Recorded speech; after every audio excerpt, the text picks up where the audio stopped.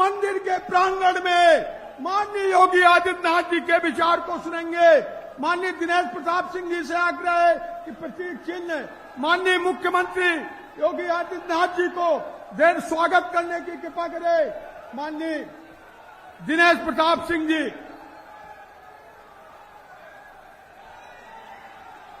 यो Bharatiya Janata party, अब मैं माननीय दिनेश प्रताप सिंह जी से आग्रह है कि वो आए और स्वागत करें। हर हर महादेव।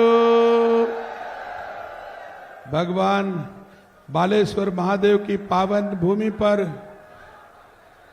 उत्तर प्रदेश के यशस्वी मुख्यमंत्री, हम सबके संरक्षक, उत्तर प्रदेश को भय और भ्रष्टाचार मुक्त बनाने वाले आदरणीय महाराज जी, आपका बहुत बहुत स्वागत करता हूं। आपका आगमन हमारे लिए, रायबरेली के लिए, भारतीय जनता पार्टी के लिए निसंदेह 2024 में कमल खिलाने वाला सिद्ध होगा। आदरणीय महाराज जी, मुझे खुशी है कि हमारा देश आज मोदी जी के नेतृत्व में और उत्तर प्रदेश आदरणीय योगी आदित्यनाथ जी के नेतृत्व में पूरी तरह से खुश है। आप सबकी गाड़ी कमाई का पैसा भी सुरक्षित है और हमारा देश और प्रदेश सभी सुरक्षित हैं। सम्मानित साथियों, आने वाली 20 मई को रायबरेली के लोकसभा का चुनाव होना है। हमको आपको सबको निर्णय लेना है कि हमें आपको क्या करना चाहिए। आप सब साक्षी हो, जो लोग हमारे सामने रायबरेली से चुनाव लड़ रहे हैं, उनका इतिहास इस बात का साक्षी है। जब से देश आजाद हुआ 1952 से 2024 तक रायबरेली की माओ के कोख से जन्मे किसी बेटे को कभी लोकसभा का टिकट गांधी नेहरू खानदान ने नहीं दिया है। सम्मानित साथियों, किसी को कभी राज्यसभा भी नहीं भेजा है। यहां तक कि सांसद का प्रतिनिधि भी कभी रायबरेली का नहीं हुआ है। इतनी बाहर हमारे कांग्रेस के प्रत्याशी कहते हैं, मैं कौन सी दुकान चलाता हूं, मोहब्बत की दुकान चलाता हूं। और रायबरेली से इतनी नफरत है कि रायबरेली के बेटे को 1952 से 2024 तक कभी किसी ने टिकट नहीं दिया गांधी नेहरू खानदान ने। यहां तक कि जब स्वयं गांधी नेहरू खानदान के लोग चुनाव नहीं लड़े तो भी दिल्ली से लाके रायबरेली से चुनाव लड़ाया गया। लेकिन रायबरेली की मां की कोख से जन्मे किसी बेटे को गांधी नेहरू खानदान ने कभी रायबरेली से लोकसभा का प्रत्याशी नहीं बनाया। जबकि भारतीय जनता पार्टी के टिकट पर 2 बार सांसद रायबरेली के रह चुके हैं और मैं भी सौभाग्यशाली हूं कि भारतीय जनता पार्टी का 2 बार हमको टिकट मिला है आप सबकी सेवा करने के उद्देश्य से। तो सम्मानित साथियों, मैं एक बात कह के अपनी बात खत्म कर दूंगा, महाराज जी बोलेंगे। सम्मानित साथियों, आप सब जानते हैं यहाँ की सांसद अपने बेटे के वोट से सांसद नहीं बनी हैं। रायबरेली के बेटों ने वोट देकर के उन्हें 5 बार सांसद बनाया। लेकिन रायबरेली के बेटों की कभी भी जरूरत पड़ी है तो यहाँ की सांसद कभी काम नहीं आई है। यहाँ तक कि कभी जीतने के बाद सर्टिफिकेट भी लेने नहीं आई हैं। और चाहे कोरोना काल रहा हो, चाहे रेल दुर्घटना रही हो, चाहे एनटीपीसी का बॉयलर फटने का कांड रहा हो, चाहे सीमा पर भारत माता की रक्षा में रायबरेली का कोई बेटा शहीद ही क्यों न हुआ हो, किसी भी बेटे के सुख दुख में सोनिया गांधी काम नहीं आई। अगर आई तो अपने बेटे के नामांकन में 1.5 घंटा रायबरेली की कचहरी में दोपहरी में खड़ी देखी गई। सम्मानित साथियों, तो अगर सोनिया गांधी को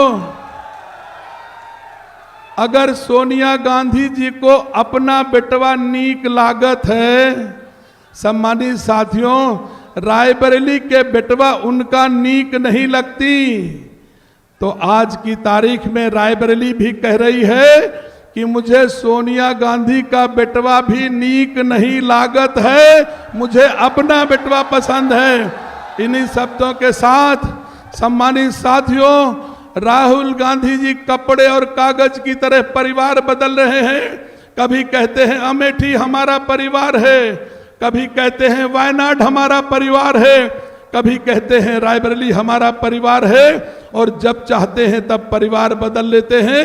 सम्मानित साथियों, रायबरेली के बेटे दिनेश सिंह की गारंटी है, भगवान भोलेनाथ के समक्ष खड़ा हूं, मैं भरोसा दिलाता हूं, जब तक जीऊंगा रायबरेली के लोगों की सेवा करूंगा, लेकिन तुमको छोड़ के कभी वायनाड नहीं जाऊंगा। आप सबका बहुत बहुत धन्यवाद।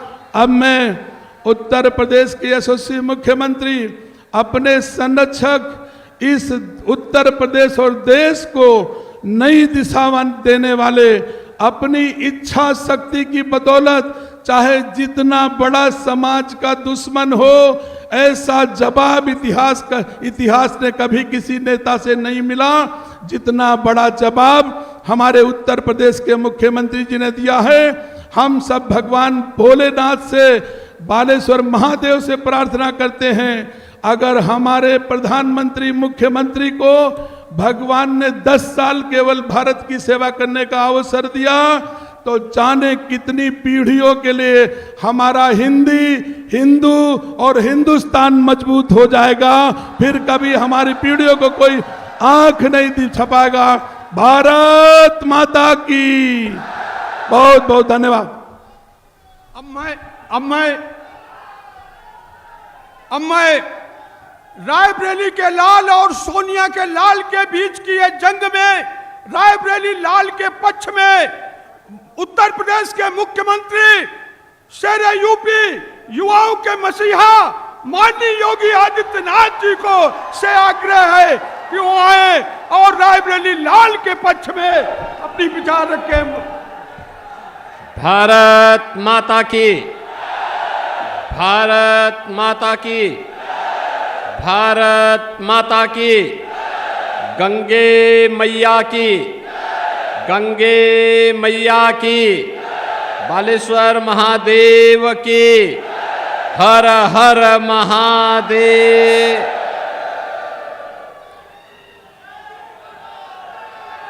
भारतीय जनता पार्टी के जिला के अध्यक्ष श्री बुद्धिलाल पासी जी उत्तर प्रदेश सरकार में मंत्री और प्रभारी मंत्री श्रीमती प्रतिभा शुक्ला जी, भारतीय जनता पार्टी के लोकप्रिय प्रत्याशी विधान परिषद सदस्य श्री दिनेश प्रताप सिंह जी, पूर्व मंत्री श्री गिरीश नारायण पांडे जी, पूर्व विधायक श्री धीरेन्द्र बहादुर सिंह जी, राकेश सिंह जी, आरबीएस सिंह जी, अजय त्रिपाठी जी, मंच पर उपस्थित भारतीय जनता पार्टी के सभी पदाधिकारीगण, सहयोगी दलों के सभी पदाधिकारीगण, लोकसभा क्षेत्र रायबरेली और सरेनी से जुड़े हुए मेरे सभी उपस्थित बहनों और भाइयों, भारत माता के महान सपूत अवध केसरी राणा बेनी माधव बख्श सिंह और वीरता के वाहक बीरा पासी की इस पावन धरा को कोटि कोटि नमन करता हूं। आचार्य महावीर प्रसाद द्विवेदी की लेखनी ने जिस धरा को धन्य किया हो, ऐसी धरा को पुनः पुनः नमन करते हुए मैं आप सबका हृदय से अभिनंदन करता हूं, स्वागत करता हूं।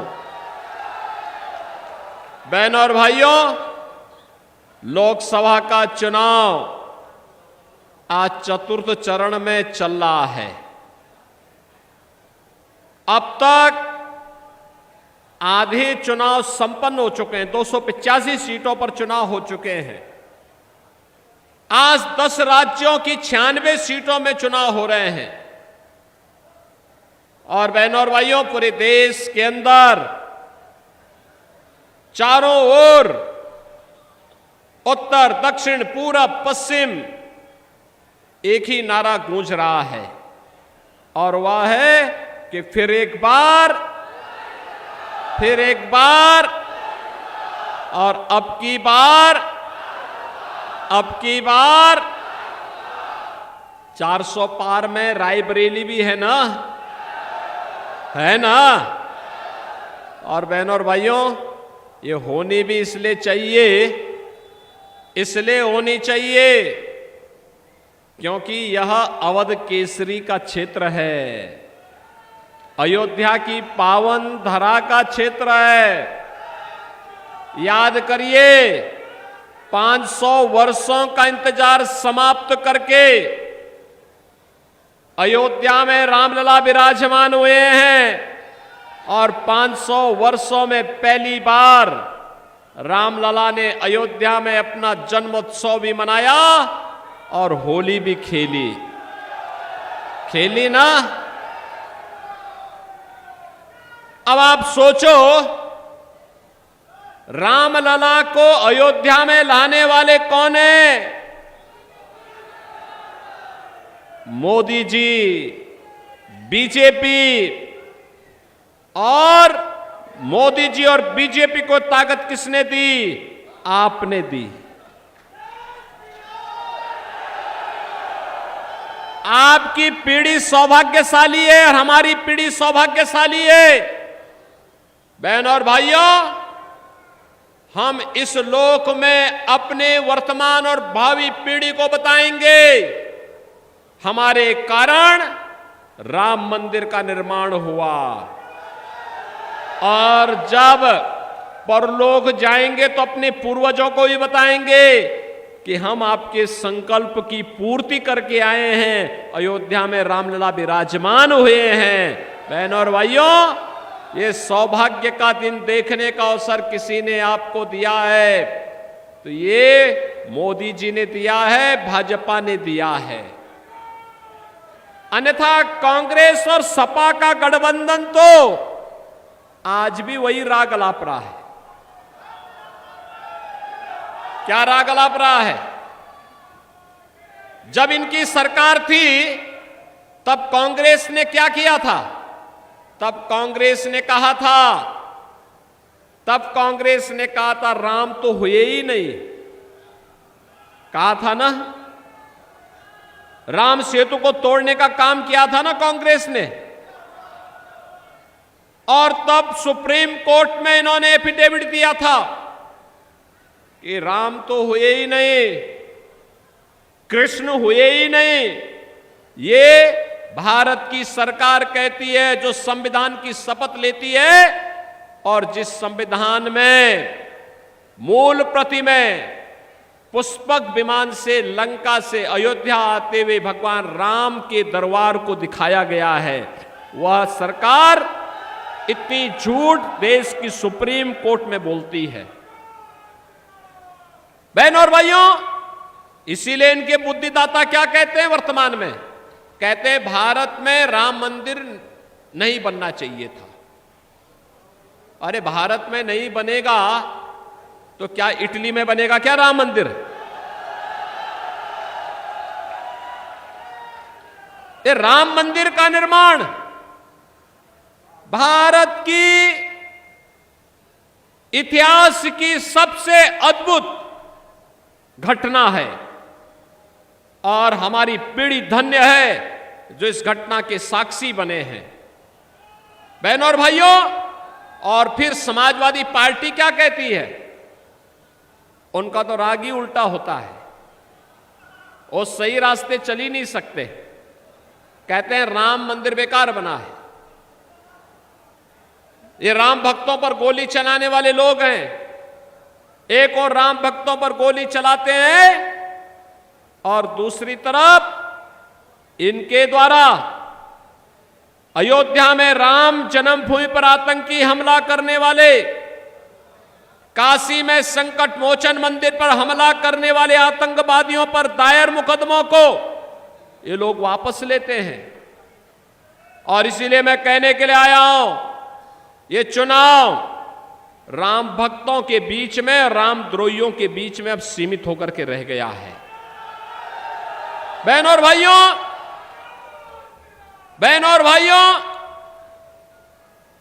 मैं एक गाना सुन रहा था अभी कि राम भक्त ही राज करेगा दिल्ली के सिंहासन पर। बहनों और भाइयों, और पूरे देश के अंदर भी जब मैंने लोगों से पूछा कि फिर एक बार मोदी सरकार का नारा क्यों आप देते हैं, उन्होंने कहा इसलिए दे रहे हैं जो राम को लाए हैं हम, और राम भक्त ही जब शासन करेगा तो हो ही वही जो राम रसी राखा। ये तो तुलसीदास जी ने बहुत पहले बोल दिया है, और प्रभु तो यही चाहते हैं कि उनका भक्त ही राज करेगा। करेगा ना? करेगा ना? और इसके लिए हम लोग आए हैं आपसे कहने के लिए कि रामद्रोही दो ही लोग मोदी जी का विरोध कर रहे हैं, या तो रामद्रोही और या पाकिस्तान। आप देखिए इस समय पाकिस्तान और रामद्रोहियों के स्वर एक जैसे हो गए हैं। पुलवामा में भारत के जवान शहीद हुए और उस घटना को उस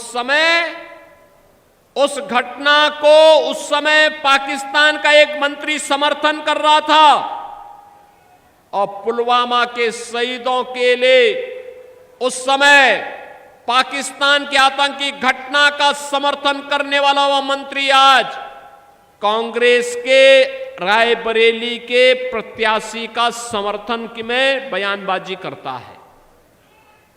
बहनों और भाइयों, क्या राहुल गांधी के संबंध है पाकिस्तान से? मैं नहीं समझ पाया। क्या संबंध है? मैं नहीं समझ पाया। रहेंगे हिंदुस्तान में, वोट मांगेंगे रायबरेली में, और उनको समर्थन मिल रहा है पाकिस्तान से। आप मुझे बताओ, जिसका समर्थन पाकिस्तान करेगा, क्या आप उसका समर्थन करेंगे? क्या करेंगे? क्या रायबरेली उसका समर्थन करेगी? क्या? बहनों और भाइयों, मुझे बोलने में कोई संकोच नहीं कि एक और मोदी जी के नेतृत्व में 10 वर्ष में आपने बदलते हुए भारत को देखा होगा। दुनिया के अंदर सम्मान प्राप्त कर रहा है, देश की सीमाएं सुरक्षित हुई हैं, आतंकवाद और नक्सलवाद नियंत्रित हुआ है, विकास के बड़े बड़े कार्य हो रहे हैं। कांग्रेस की नेत्री का बयान में पढ़ रहा था कल, कह रही थी कि मोदी जी बताएं तो 10 वर्ष में रायबरेली में क्या किया। मैं पूछना चाहूंगा कि 10 वर्ष नहीं, तुमने 65 वर्षों में कांग्रेस ने रायबरेली के लिए क्या किया? आज अगर रायबरेली में एम्स है तो इसका पैसा भी मोदी जी दिए हैं, और ये रेल कारखाना है, इसके आधुनिकीकरण, इसके विस्तारीकरण का पैसा भी मोदी जी दिए हैं। इसके उद्घाटन में मोदी जी स्वयं भी आए थे। बहनों और भाइयों, हर घर नल की योजना हो या विकास के वे सारे कार्य आज ये मोदी जी के कारण हो रहे हैं। कहीं एम्स, कहीं आईआईटी, कहीं आईएम, कहीं IIIT, कहीं पे एनआईटी, कहीं पे वर्ल्ड क्लास यूनिवर्सिटी का निर्माण हो रहा है। हर जिले में हर घर नल की योजना बन रही है, हाईवे बन रहे हैं, रेलवे के काम हो रहे हैं, मेट्रो का विस्तार हो रहा है। विकास के कार्य कितना कार्य हुआ है देखना है तो कांग्रेस के नेता नोट करें। यह देश आजादी के पहले से लेकर 2014 तक केवल 52 एयरपोर्ट बना पाए, 74 एयरपोर्ट बना पाया था। मोदी जी ने पिछले 10 वर्ष में 152 एयरपोर्ट बना दिए। कांग्रेस समेत पहले से, आजादी के पहले से लेकर के 2014 तक जितना हाईवे बना था, आज उससे दुगने हाईवे बन गए हैं। मेट्रो केवल 5 सिटी में थी, आज 20 सिटी में मेट्रो है। एम्स केवल 7 थे, उनमें से कांग्रेस ने 1 बनाया था, अटल जी ने 6 बनाए थे। आज देश के अंदर 22 एम्स हैं, 22। बहनों और भाइयों, पहले हर घर नल की योजना नहीं थी, आज हर घर की नल की योजना लागू हो चुकी है। पहले बहनों और भाइयों, ये कांग्रेस की सरकार के समय स्वास्थ्य की सुविधा में लोग तड़पते थे, आज हर 1 डिस्ट्रिक्ट 1 मेडिकल कॉलेज का निर्माण हो रहा है। बहनों और भाइयों, विकास के कार्यों को भी आप देखेंगे। कांग्रेस के समय लोग भूख से मरते थे, गरीब भूख से मरता था। आज 80 करोड़ लोगों को फ्री में राशन की सुविधा का लाभ प्राप्त हो रहा है। और फ्री में राशन का सुविधा ही नहीं मिल रही है, जो ये पाकिस्तान का लाभ रहे हैं कांग्रेस के नेता।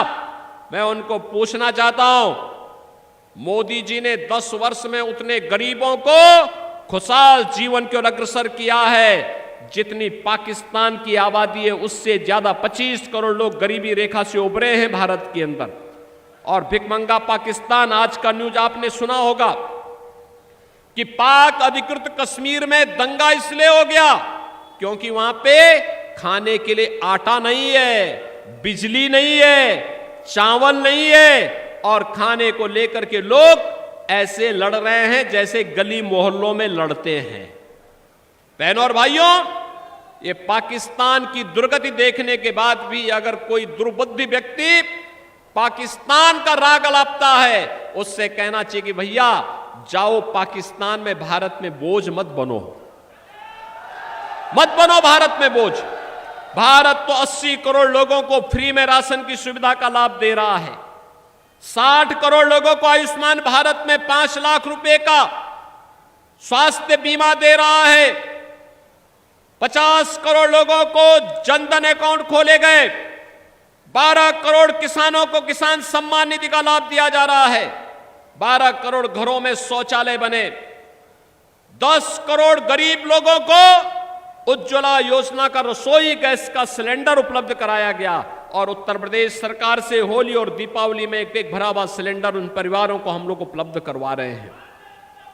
बहनों और भाइयों, 4 करोड़ गरीबों के मकान बन गए। और मोदी जी ने कहा है अगले 5 वर्ष में बचे हुए सभी गरीबों को एक एक मकान उपलब्ध करवाने का काम करेंगे।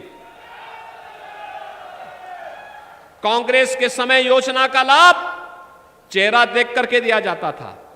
और डॉक्टर मनमोहन सिंह का बयान तो था ही। डॉक्टर मनमोहन सिंह जी ने क्या कहा था? कहा था देश के संसाधनों पर पहला अधिकार मुसलमानों का है। हमारा दलित कहां जाएगा? पासी कहां जाएगा? लोधी कहां जाएगा? कुर्मी कहां जाएगा? हरिजन कहां जाएगा? दलित कहां जाएगा? अन्य गरीब कहां जाएगा? बहनों और भाइयों, मोदी जी ने गरीबी को ध्यान में रख करके, दलित वंचित को ध्यान में रख करके योजना का लाभ दिया। और सबका साथ और सबका विकास का नारा आज देश के लिए एक मंत्र बन गया है। कांग्रेस ने अभी अपना न्याय पत्र जारी किया है। बहनों और भाइयों, ये न्याय पत्र नहीं, भारत के प्रति अन्याय पत्र है। ये न्याय पत्र नहीं, यह भारत के खिलाफ साजिश का एक दस्तावेज है। यह साजिश का दस्तावेज इसलिए, इसमें एक छोटी सी बात मैं आपको इसकी तरफ आकर्षित करना चाहता हूं, 2 मुद्दों की ओर। एक मुद्दा है जिसमें कांग्रेस कहती है हम गरीबी हटाएंगे। दादी ने यही नारा दिया था।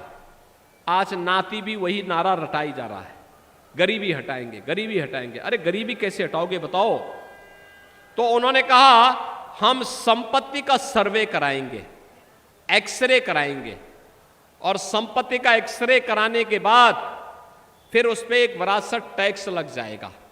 यानी आपके पूर्वजों ने, आपके बाप दादों ने जो संपत्ति अर्जित की है उस पे कांग्रेस एक विरासत टैक्स लगाएगी और फिर उसमें से आधी संपत्ति वो हड़प लेगी। क्या आप ये अनुमति कांग्रेस के लोगों को देंगे क्या? ये लूट करने की छूट देंगे क्या? ये डकैती डालने की छूट देंगे क्या कांग्रेस को? ये लोग अनुसूचित जाति, जनजाति और पिछड़ी जाति के आरक्षण के अधिकारों में डकैती डालना चाहते हैं। कांग्रेस की जब यूपीए की सरकार थी तब इन्होंने इस प्रकार की साजिश रचने का काम किया था और आज ये लोग यही करना चाहते हैं। और इसीलिए मैं आपको इसके लिए सावधान करने के लिए आया हूं कि कांग्रेस और सपा का ये गठबंधन देश के लिए खतरनाक है। ये दो युवाओं की जो जोड़ी आपके बीच में आ रही है, धोखेबाज जोड़ी है। ये कह रहे हैं मिलकर के जीतेंगे, जीतेंगे तो मिलकर के लूटेंगे, हारेंगे तो फिर आपस में छूटेंगे। और बहनों और भाइयों, ये लोग प्रदेश के साथ अन्याय करने के लिए, देश के साथ अन्याय करने के लिए आ रहे हैं। राहुल गांधी जब उत्तर प्रदेश के बाहर होते हैं तो उत्तर प्रदेश की निंदा करते हैं, भारत के बाहर होते हैं तो भारत के खिलाफ निंदा करते हैं, भारत के बाहर जाते हैं तो क्या बोलते हैं? 2010 में जब यूपीए की सरकार थी, कांग्रेस की सरकार थी, तब इन्होंने अमेरिका के एक अधिकारी से क्या कहा था? कहा था कि मुझे भारत के अंदर आईएसआई से डर नहीं है, मुस्लिम कट्टरपंथियों से डर नहीं है, आतंकवादियों से डर नहीं है, मुझे तो भारत के अंदर हिंदुओं से डर है। यानी हिंदुओं को बदनाम करता है व्यक्ति और फिर आप इसे वोट मांगेंगे। ये लोग जाति के नाम पर पहले आपको लड़ाएंगे, फिर जाति के नाम पर लड़ाने के बाद आपके आरक्षण को मुसलमानों को बंदर बांट करने का काम करेंगे। क्या आप ये अनुमति इनको देंगे? क्या ये अनुमति देंगे क्या? कांग्रेस के मैनिफेस्टो में एक बात और कही गई है कि अल्पसंख्यकों को उनकी रुचि के अनुसार खान पान की स्वतंत्रता देंगे। बहनों भाइयों, मैं पूछना चाहता हूं, अल्पसंख्यक और बहुसंख्यक का भोजन में कौन अंतर है? रोटी वो भी खाते होंगे, आप भी खाते होंगे, चावल वो भी खाते होंगे, आप भी खाते होंगे, खिचड़ी या खीर वे भी खाते होंगे, आप भी खाते होंगे, फल आप भी खाते होंगे, वो भी खाते होंगे। लेकिन एक जगह में मतभेद हो जाता है, वो हो जाता है जब वो गौ मांस खाने का प्रयास करते हैं तो हिंदू कहता है ये नहीं होगा, गौ हमारी माता है, जन्म जन्म का नाता है, अगर इसको काटोगे तो दो हाथ हो जाएगा और ये नहीं होने देंगे। और कांग्रेस कह रही है हम गौ हत्या की छूट दे देंगे। क्या आप इसको स्वीकार करेंगे क्या? अरे राम जन्मभूमि का जो पुण्य है ये पाप में बदल जाएगा, इस पाप को मत करना, इस पाप में मत पड़ना। और इसीलिए मैं आपसे कहने के लिए आया हूं, कांग्रेस के पाप में नहीं पड़ना है। कांग्रेस अब देश के लिए खतरनाक खेल खेलने जा रही है। उन्हें देश के अंदर शासन करने का अधिकार नहीं, देश उन्हें पहले ही उन्हें बाहर कर चुका है, बाहर का रास्ता दिखा चुका है। और यह भी तय है, आज चौथे चरण के बाद पूरे देश के अंदर जब चुनाव चल रहे हैं चौथे चरण का, एक ही लहर है और मोदी लहर है। अब वो सुनामी बनती हुई दिखाई दे रही है।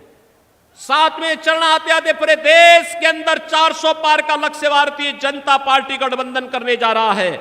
और बहनों और भाइयों, ये अब की बार 400 पार के इस अभियान के साथ रायबरेली को भी इससे मुक्त होकर के भारतीय जनता पार्टी के कमल को विकास के लिए खिलाना ही चाहिए। सहमत हैं? खिलाएंगे? दिनेश प्रताप सिंह चुनाव जीत करके जाएंगे? सरेनी विधानसभा के सभी मतदाता अपने आशीर्वाद देंगे? सभी लोग इधर उधर पीछे सभी लोग मुझे बताओ, इस बात के लिए आश्वस्त करके बताओ, क्या आप सभी लोग देंगे? सभी लोग सहमत हैं? सभी लोग? इसके लिए बहनों और भाइयों 5वें चरण में आपको मतदान करना है और आपको इसके लिए घर घर जाना होगा। एक एक मतदाता से अपील करनी होगी कि चुनाव देश की खातिर है, भारत को विकसित भारत बनाने का है। मोदी जी के नेतृत्व में विकसित भारत बनेगा। कांग्रेस आएगी तो भारत के विभाजन की आधारशिला आपस में लड़ा करके ही तय कर देगी। और इसलिए कांग्रेस को एक तरह से विदा करते हुए हमें मोदी जी के नेतृत्व में कमल खिलाना है। सहमत हैं? सहमत हैं? चुनाव के दिन पहले मतदान फिर और काम, इस अभियान को आगे बढ़ाएंगे। सभी लोग करेंगे तो फिर मेरे साथ आप बोलेंगे, भारत माता की, भारत माता की, भारत माता की।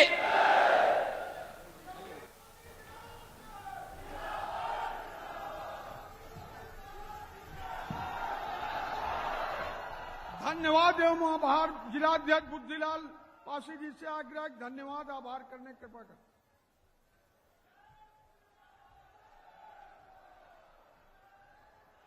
आज बाबा महादेव के इस मंदिर के प्रांगण में विशाल जनसमूह, जो सरेनी विधानसभा की जनता, हमारे सम्मानित किसान भाई सब उपस्थित है। माननीय मुख्यमंत्री जी का जो मार्गदर्शन मिला